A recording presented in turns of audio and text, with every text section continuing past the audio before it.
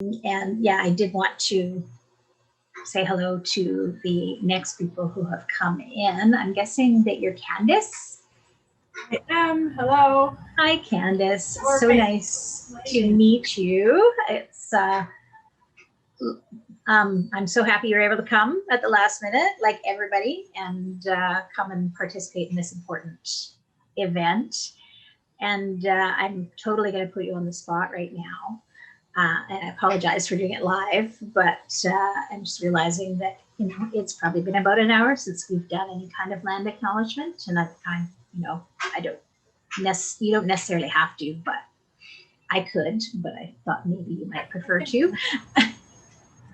Thank you. Okay. Thank you for having me. I'm honored. I hope I can fill your hour. My name is Candace Botha, and I'm the Senior Disability Case Manager at the BC Aboriginal Network on Disability Society. We call it BCANDS. And today, I want to acknowledge with respect the Lekwungen people, also known as Songhees and Esquimalt First Nations, on whose traditional territory BCANDS stands. I want to give thanks to the Lekwungen people for allowing us to live, work, and play on their lands. I also want to give thanks to their ancestors for looking after and passing on their cultural teachings of this amazing and beautiful place.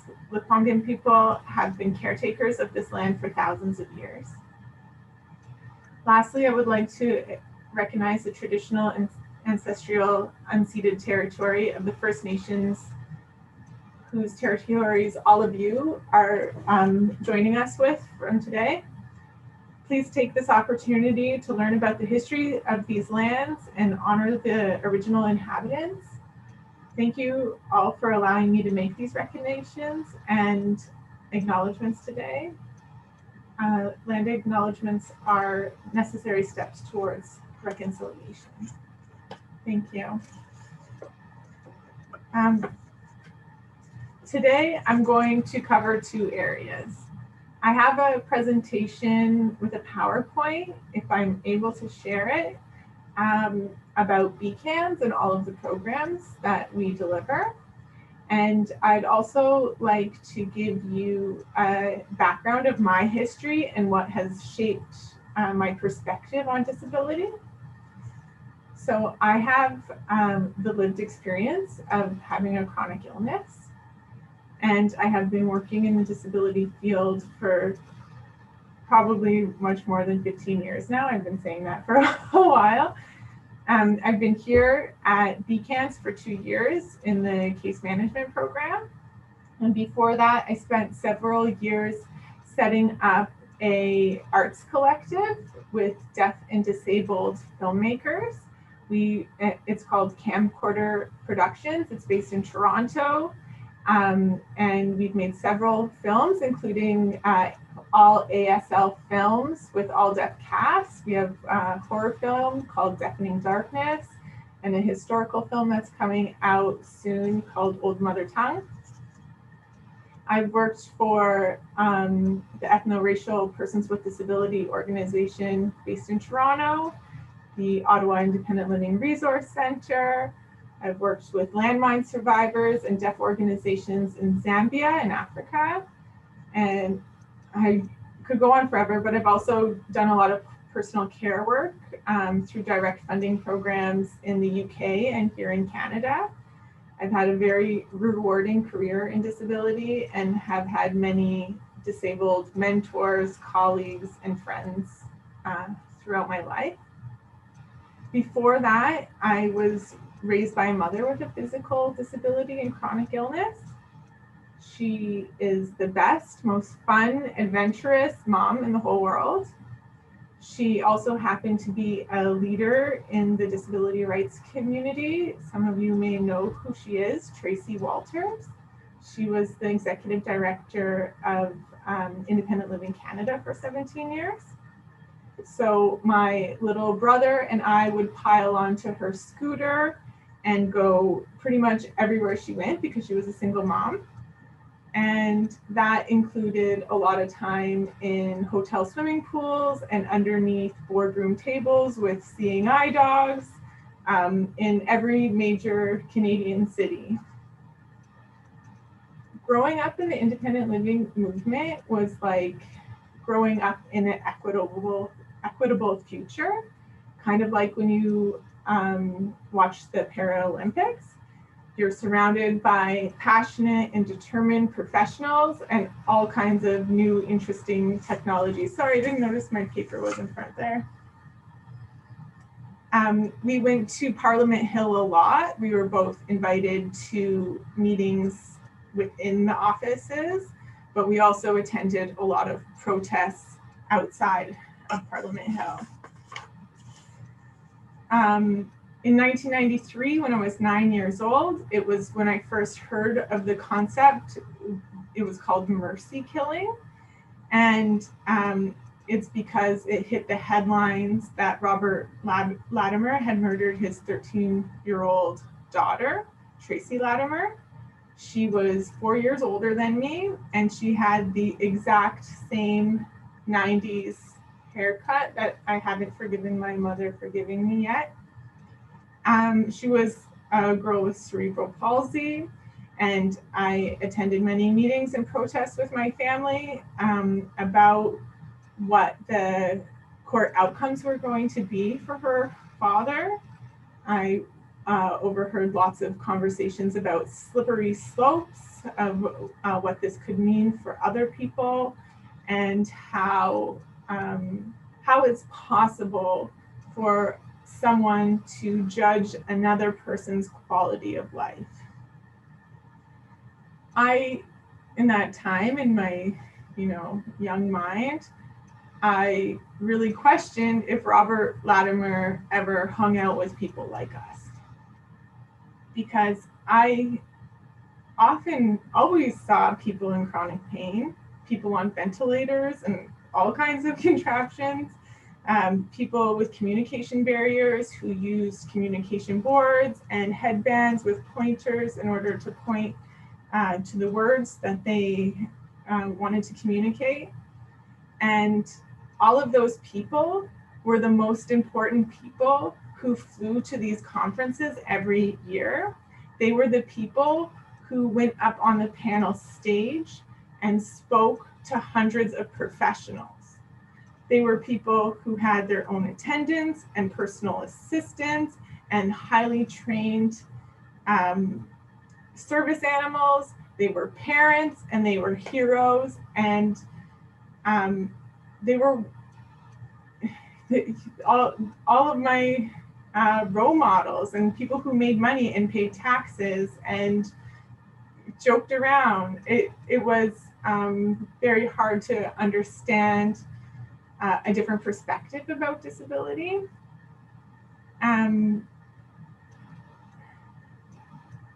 In an inclusive community like that, and as a child, I was also very important. And I had a lot of jobs, like bringing service dogs out for breaks during meetings. And every year at the annual general meeting, there would be a dinner at the end and a dance. And it was my job to get the dance floor started. And there were wheelchair conga lines, and there were all kinds of different dances, which included crutches and sign language.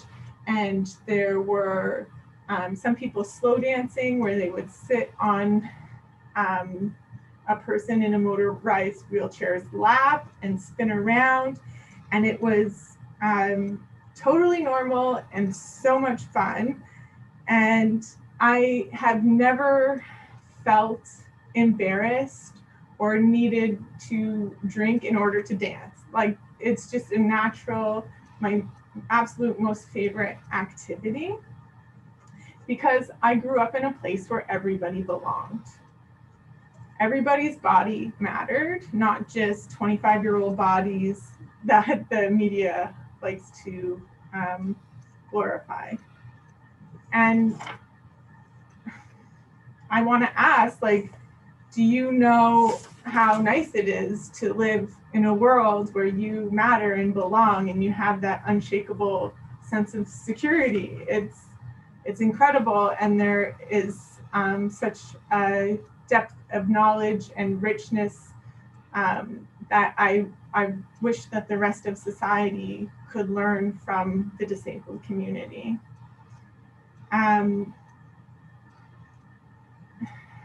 I wish that world for disabled people, but I also wish that world for what we like to call temporarily able-bodied people who are able-bodied but might be living in denial about that disability happens to all of us, whether it's an like experience of an illness, accident, difficult pregnancy, if your eyesight or mobility declines with age. Like I wish that people would stop othering people with disabilities, because you're gonna feel pretty silly if Bill C7 turns around and bites you in the butt. It is something that happens to all of us, and I don't think that there's a grasp on reality of who disabled people are. In the 1990s, and probably still to this day, Alan Simpson was like the archetypal hero of this disability rights movement. Him and his wife both used wheelchairs, and they had 2 adopted girls who were my age. And so when I went for a sleepover at their house, and we had to pull out the couch, and one of the girls happened to lose their teeth, the tooth fairy didn't come that night.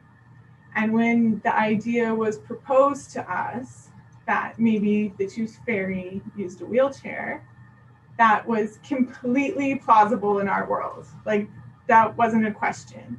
And that was the world that the disability community presented to government officials and high up business people, because they would come to our events and our meetings, and they would see world-class CEOs managing multi-million-dollar organizations when they may have had hearing impairments and only the use of 2 fingers. And that's a shout out to Sandra Carpenter, who was the best manager who ever lived. Rest in peace. Today, as an adult, as the senior disability case manager at BCANDS, I'm shocked. I'm still shocked every day about the lack of services for people with disabilities and the things that people are denied of, the rates of homelessness, the lack of accessibility funds, the poverty, and the disgusting racism that people have to face in all areas of society, but often from medical professionals. It's a daily occurrence that happens.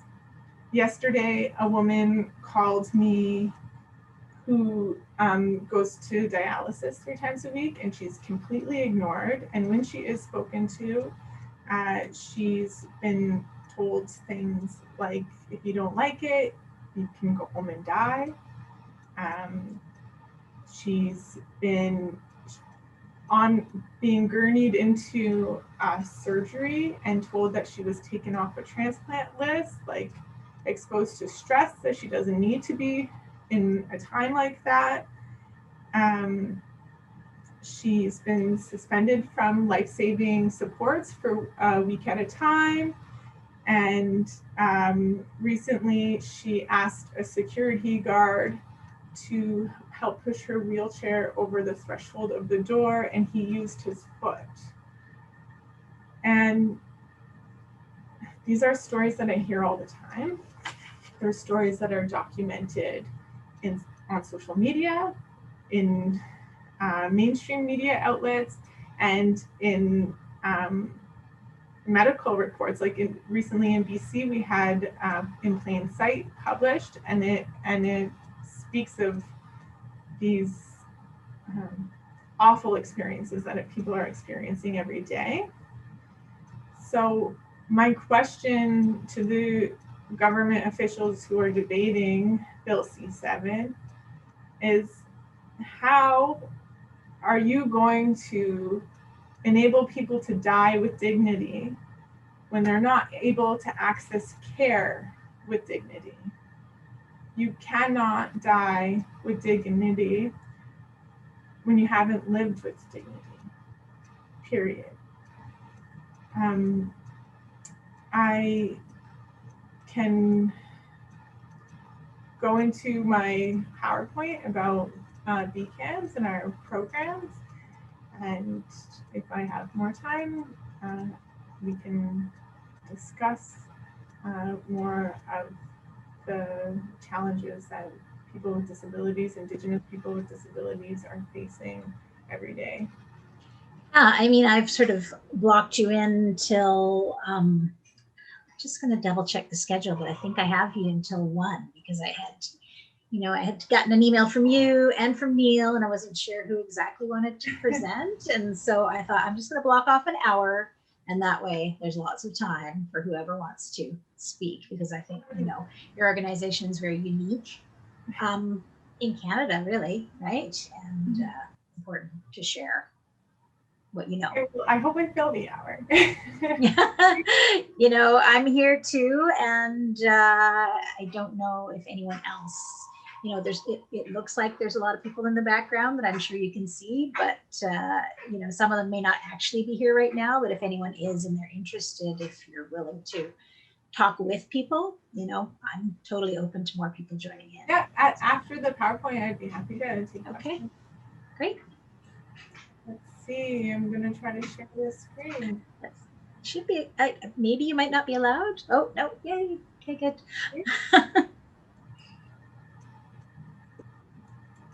Oh, there we go. Whoops.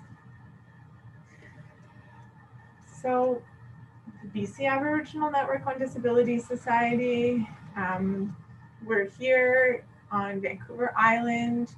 We serve people all over the province, phone, text, email, any medium that works for people, and more and more we end up serving people outside of the province because we are such a unique program or organization.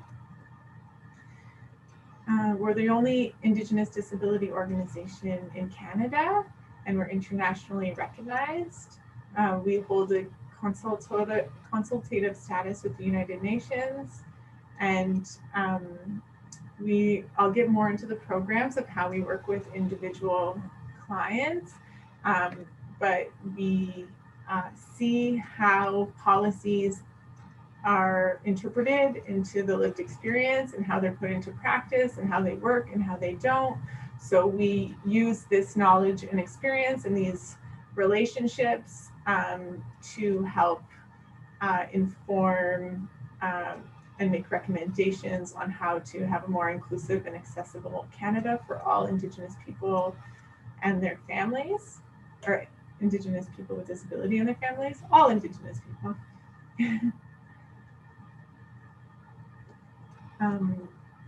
So we have an Indigenous disability case management program where I normally define it to begin with, but with what we don't do, because we'll try to do anything and be as flexible as we can to meet people's needs.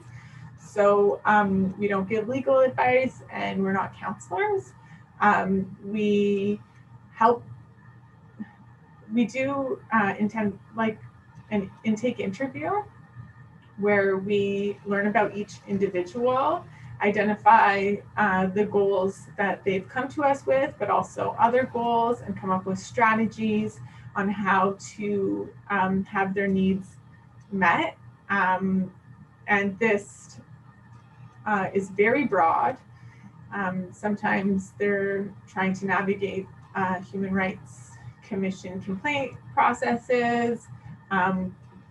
There's a lot of people experiencing homelessness, who don't have accessible housing, who live in remote areas, who are not receiving the supports that they might in bigger cities. Education, accessible technology. Basically, we try to assist with whatever issue that people bring forward to us. Soon we will be opening a Jordan's Principle program, where at the moment we do help people with their applications or the processes they need to partake in before they're eligible for Jordan's Principle, but we will have a program that addresses those issues and focuses on them. We also have an Indigenous registered disability savings navigation program, where we help people get their disability tax credits and then open up their registered disability savings plans. Because we serve people who are both within First Nations community and who live in urban settings, there are many different jurisdictional issues and tax issues and things that might scare some other service providers or banks. So we also help people with their taxes and how to maximize their entitlements. And there's all kinds of things that you learn about each individual as you're helping them access a service. So it often leads much further than that. We also try to help people maximize their grants and bonds that they're receiving in their registered disability savings plan. So in each province, there's a disability income assistance program that's administered provincially. And in each province, we have First Nations communities who are somewhat autonomous, or maybe you would say like on federal land. And in BC anyway, the Disability Income Assistance Program on federal land very much mirrors the policies of the provincial programs, but the funding comes from the federal government, Indigenous Services Canada, and people apply through their band offices. And so BCANDS provides a service to all of the bands who ask or require them, where we have an adjudication department here, and it's a third-party neutral department where all of the persons with disability applications can be sent to the adjudicators to decide on whether or not they're approved for their disability designation, and then also administer the appeals that might come along with that, as well as the monthly nutritional supplement, which is another supplement having to do with persons with disability income assistance. So it's very much like the provincial program, but it's done a little bit differently, and we provide that service to bands and First Nations communities. We are the lead organization for the domestic monitoring of Canada's compliance to the United Nations Convention on the Rights of Persons with Disability, in partnership with other civil society organizations and disabled persons organizations. Some of our staff have gone to Geneva during the compliance reviews, and we sit on committees and collect information from other organizations in order to assist with the shadow reports. This program is wrapping up right now, but for the past, I think, 6 months, it's the BCANDS support for student learning project. We have been providing laptops to Indigenous students across the country. So they've been applying if they're attending school, there wasn't an age limit, and we were shipping out laptops, mice, and headphones for people in order to have equal opportunity to education during this time while there's a lot of distance learning happening.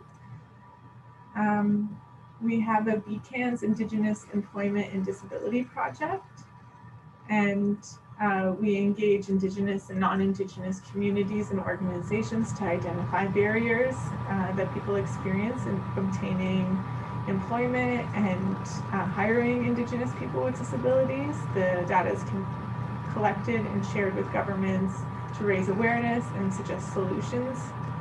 And we're pushing to create new resources and policy change as there are many issues that are unique to Indigenous people with disabilities, living remotely, discrimination, and so forth.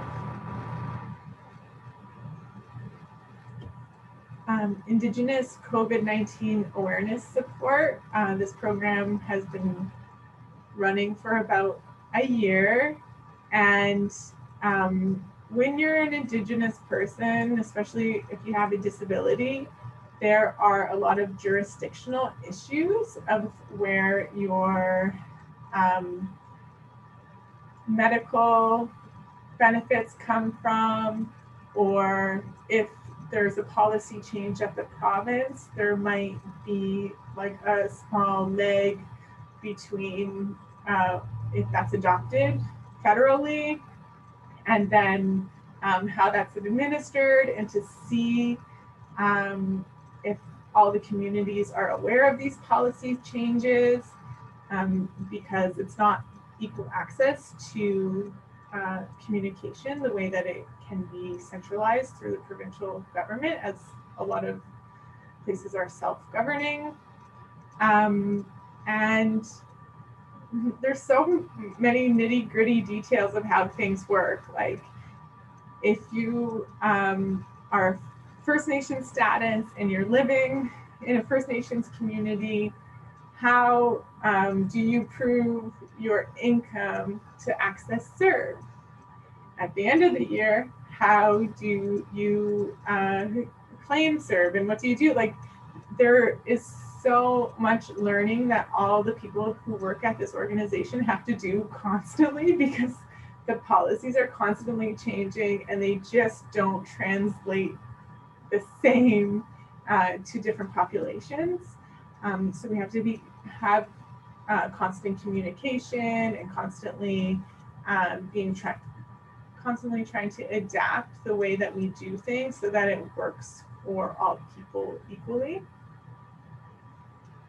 We have First Nations Accessible Canada Act engagement, where we engage different communities and community members in consultative meetings on how to make the Act reflect the unique experience of Indigenous people with disabilities, and make recommendations on how the legislation, how those views can be incorporated into the legislation. We have National Indigenous Accessibility Week. So we're the lead organization in promoting and raising awareness in relation to Indigenous accessibility during this week. And, oops, sorry, I thought I was scrolling down. So we promote this through social media and other avenues and events when you're allowed to have events face-to-face. I think 6 years ago, we started Indigenous Disability Awareness Month, and we have different provincial governments and organizations declare, officially proclaim that November is Indigenous Disability Awareness Month. We host events and lectures and, you know, social media campaigns in order to promote the awareness around Indigenous disability. And in the old normal, we've been having an Indigenous Disability and Wellness gathering, a conference for people to come together, to collaborate, to learn about different programs, a conference for both like federal and provincial programs, people throughout the community, people have been coming from across Canada. It's not just provincial. It was delayed last year, and who knows what November will bring.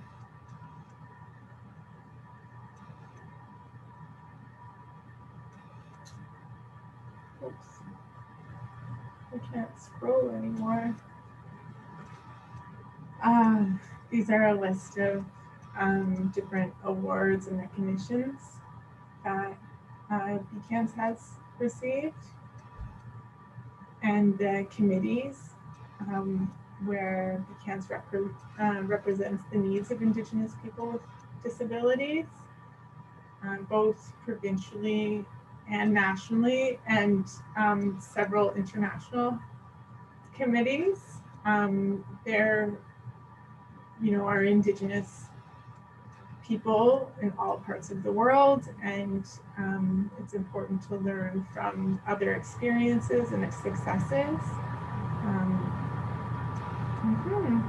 I think my computer's freezing. I'm not sure if I'm still live.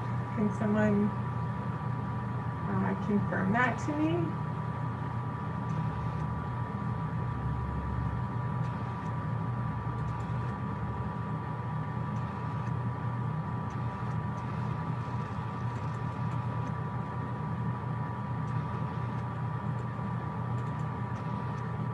Okay, thank you. I'm live. And I'm reading people's chats now.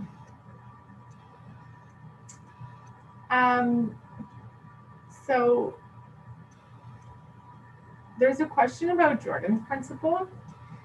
The program's going to open soon, but we've always helped people with Jordan's principle applications.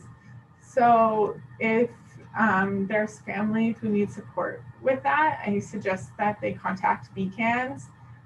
Sometimes there's a little bit of work that needs to be done before the Jordan's principle application, like you need to show some denials that you didn't receive the supports in other places. So I will go back to the first slide so people have my contact information. Oh, it's not there.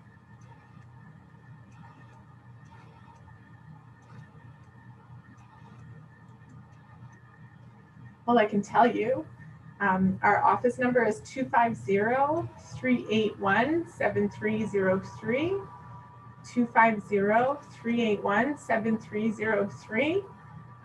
You will likely be connected to a case manager right away. We have release of information forms that we will send to you in whatever medium works for you. We will do an intake process and get to know you and your unique situation, and getting to know the answers to the questions also help us analyze which programs you would be eligible for, and we can set you up that way. So please do contact. Does anybody have questions about BCANDS or the services?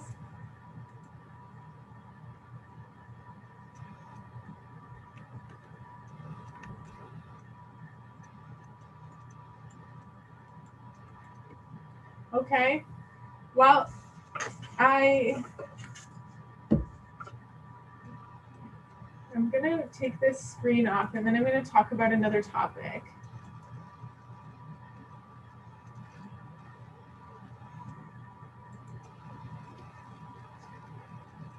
I highly doubt that a lot of the people discussing this bill have a good understanding of who disabled people are. And one of the examples that I have is that there's almost nothing for disabled mothers with disabilities.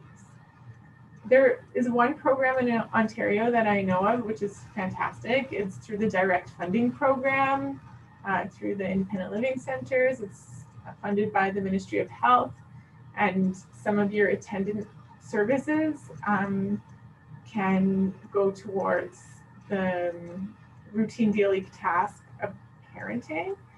But I don't really see anything here in British Columbia for parents with disabilities. And among my clientele, I have a lot of mothers with disabilities. I have some mothers who have 5 children. I have one mother who has 10 children who has a disability. And where are the programs?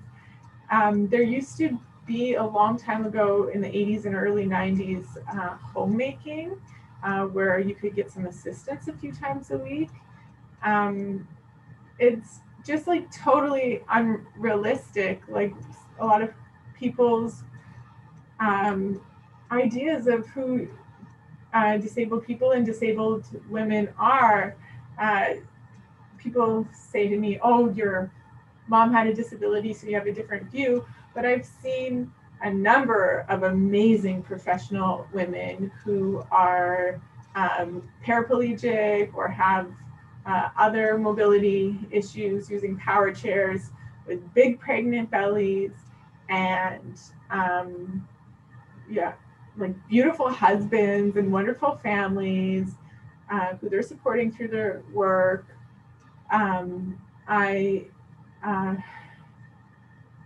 Many times in passing, there was a woman that I used to see at conferences, and she was a lawyer, and she didn't have any arms, so she pulled the baby carriage backwards on her chest, and like she was so graceful in everything she did. Like I remember seeing her at when you're at a conference back before like Wi-Fi was on everybody's phone, they would have like the little stations where you could use the computer, and she would be sitting up on the desk and typing with her toes, and completely graceful and capable, as well as like being a mother and a professional. Like disabled mothers, it's a very, very common thing. A lot of children are raised by people with disabilities. And does the government know that? I don't think so, because I don't see any policies or programs for those mothers or fathers. So why are we discussing a bill about assisted dying when it doesn't seem like there's recognition of who disabled people are? And if we don't understand who disabled people are and who and what their needs are and how they're accessing services and how they're being discriminated for services and often being demeaned during medical or any interactions with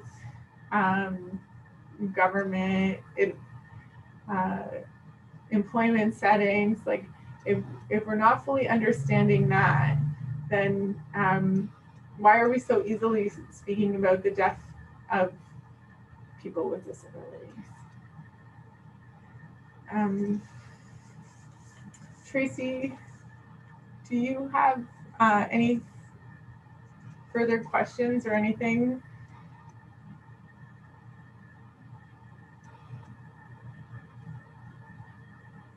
I'm feeling that I might not be on air now because I'm not hearing any feedback.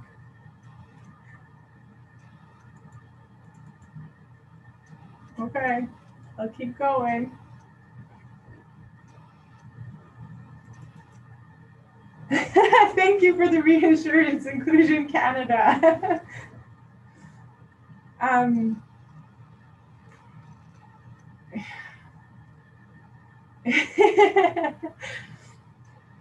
So yeah, every day people are calling constantly. I have new clients every single day. I have issues that seem so basic, like deaf clients who don't use sign language, who depend on lip reading, going into hospitals, and they're not being access to face shields or clear masks, and medical professionals refusing to take off their mask or find an alternative. I'm like, if you depend on reading lips, you don't need to take off your own mask. It's being able to see the instructions being given or the advice being given by the medical professional.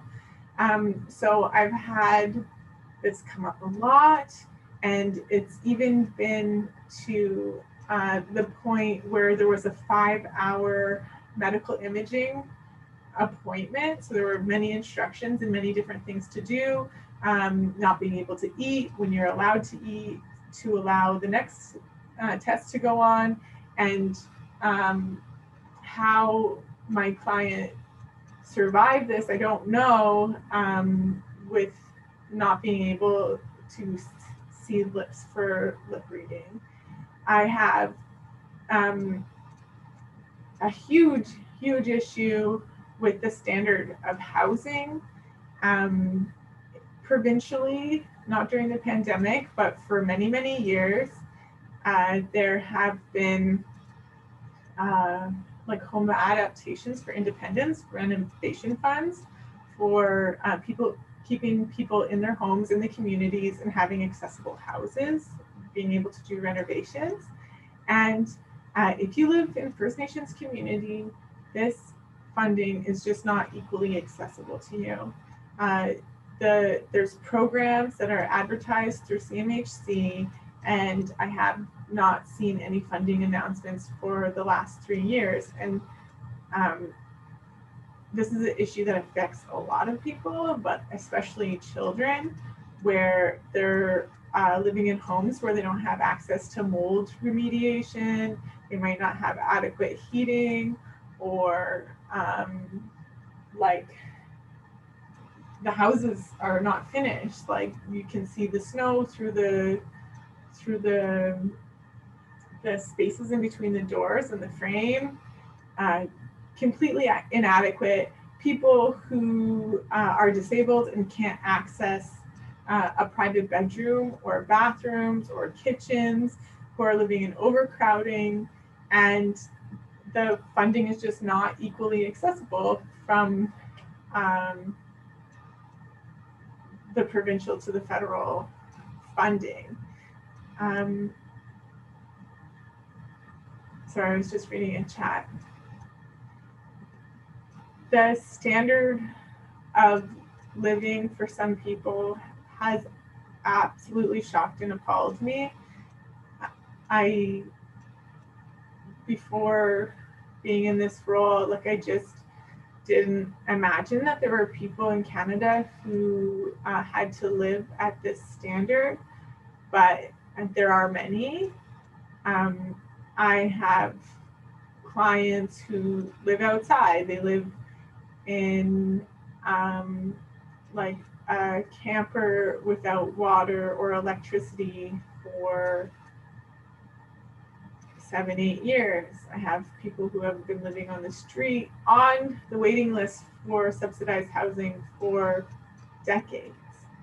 I have clients who live in pain, who are treated like they're drug seeking. I have so many people who aren't accessing basic services that I had completely taken for granted before. And it's disgusting to think that when you're just trying to survive, to live a minimum standard of living, that one of your only options may be given is made. Like it's so cruel to think that that would, someone's they would think that was their only option, just because they're not accessing their basic services, because they don't have privacy, because they're not able to have an assistive device, because they're living below the poverty line, and their rent prices are insane, because they're being discriminated against for apartments because of the color of their skin.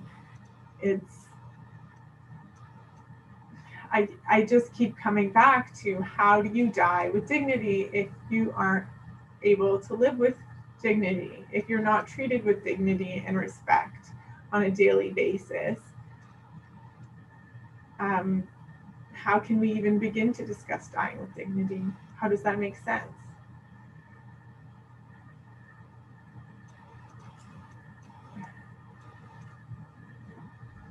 I think that's all I got for you guys today.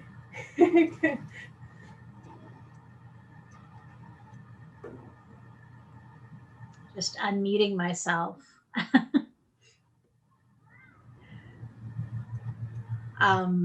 Yeah, that was pretty amazing. So much important things to say, and I know Jonathan is here as well. But we've still got 10 minutes. I don't know if anyone else is present and wants to chat about any of this stuff. It's so hard to know who's actually here versus all the people that have been kind of popping in and out and are, involved in the organization. But there's Jonathan. Yeah, hi there. So yeah, it's very interesting what you were sharing, and you said that you grew up in a household where independent living was very influential. I find that very interesting, because here in Quebec, independent living exists in some organization. It's not well known, and but it seems to have a very deep impact on your life and your worldview. And I find that very fascinating. And can you tell us a bit more about that? What you know about independent living, its history, or what's dear to you in that movement, and how do you think it can be used to further the rights of people with disabilities in Canada and in the world? If there's coalitions to be built, if there's any barriers that you see to have independent living from coast to coast in Canada, um, because it's not something that's well known in every part of the country. And when you look at its history as a movement, it really um, shaped the lives in the future of those countries that adopted this view and these policies tied to it. People who implemented independent living fully, like in Sweden, in Norway, and other parts of the world. Uh, People with disabilities have more choice and control over their lives. Um, so, how do you see independent living um, in this struggle for our rights? Thank you. A little bit about the history. So the movement started in the States, in Berkeley, California, in the 60s at the university. And in the United States, it grew quite large. I think they have over 300 centers across Canada. Across the United States. Yeah. And they are very involved in politics. I sometimes see emails about voting in bloc amongst the disability community. And they have a unique philosophy. Instead of saying patients or clients or things like that, the people who use the services are called consumers. They're consumers of services, which is a kind of an older concept, but I guess to be in a more like self-controlled kind of capitalist model for other people from other fields to understand. It's based on peer support. So people with disabilities are employed. They're leaders in the program, in the organizations, and they're giving advice from lived experience. There's a lot of information and referral, research and development. In Canada, the last I knew, there was 29 centres across Canada. So they take the core principles, but then they get they have flexibility within their own communities, which is based on community need as well as available funding. Like sometimes they have unique programs where they they're lending medical devices, or they might get government contracts to be delivering the parking passes or whatever it has been. Like when I was growing up, the old guard of the disability rights community used to talk a lot about all the friends and relationships that they would make in schools and institutions. So they were, you hear a lot about Blue Ordale Hospital for Children in Toronto, or like the special needs program. So kids with disabilities, although I'm not promoting institutionalization or anything like that, but they used to be together more when they're in mainstreaming. It seems like there's less opportunity to meet and make other friends with disabilities and unique experiences. So you need organizations like BCANDS, like independent living centers, like all these social places for people with disabilities to get together and to talk about these things and to find commonalities, because you can have so many different types of disabilities, like what if they're language or physical. It might be hard to see each other's issues as common issues. So there needs to be places and social momentum, so like we're probably moving into a new wave of the disability rights movement. Things are changing, as society is. There are independent living movements in other countries. I remember my mom went to Russia to help set up an independent living organization, and they had no concept of what we do with the board of directors, to have a volunteer board of directors above it's a more hierarchical society. There's just one person at the top. So the philosophies have to be very flexible for whatever community that they're in. But I love this filibuster because there's so much like feeling of momentum and like liveliness and togetherness when we've been separated for so long, like not just this year, but like as society's changing, we're trying to like refigure out how to come together and how to build momentum and what our common challenges are, and how to work together to overcome those.